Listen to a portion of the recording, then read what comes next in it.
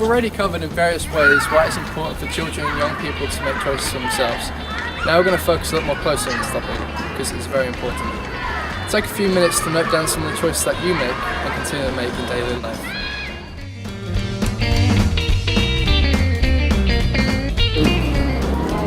Life choices, like choosing a job or somewhere to live.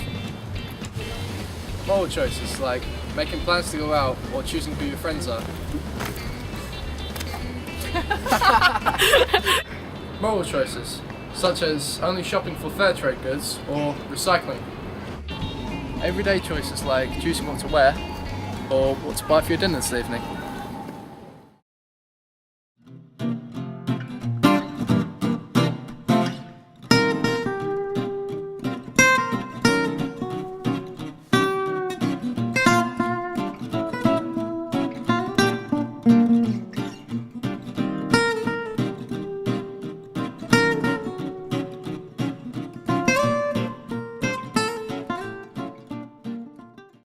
To do a master's degree.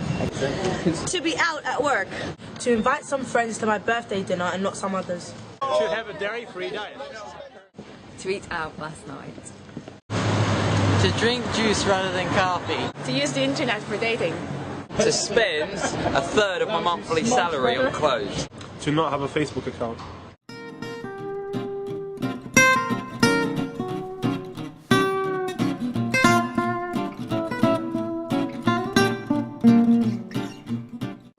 As adults living in a democracy in the United Kingdom, we are free to make choices about our lives, and within legal boundaries can pretty much determine how we live our lives and what we do on a day-to-day basis.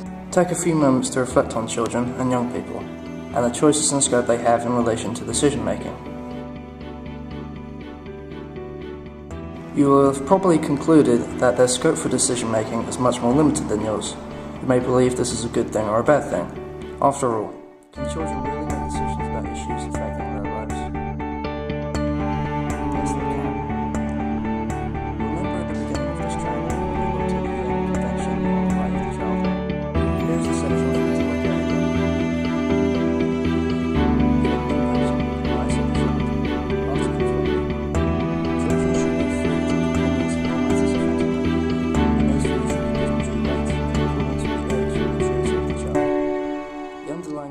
Is that children have the right to be heard and have their views taken seriously, including any judicial or administrative proceedings affecting them. Adults make a lot of choices for and on behalf of children. Sometimes these choices are valid and necessary in order to safeguard children, and sometimes they are simply a way of the adult exerting their control over the child or young person. Take some time to think about this issue and make a list of decisions that adults often make for children.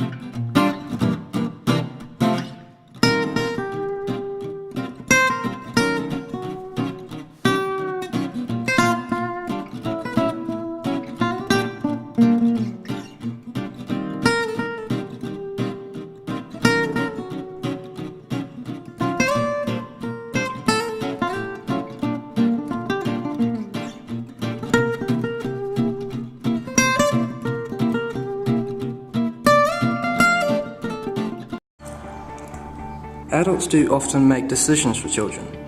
Sometimes it is essential that they do, if it is to safeguard a child's welfare or for legal reasons.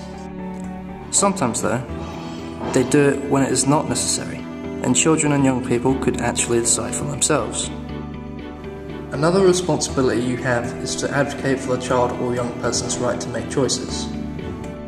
That means that when you come across other adults, or even other children or young people who attempt to make decisions on behalf of the child or young person you are working with, that you remind them that they have the right to make choices themselves and be involved in all decisions that affect them. Remember that helping children and young people make decisions for themselves is all about communication and rapport.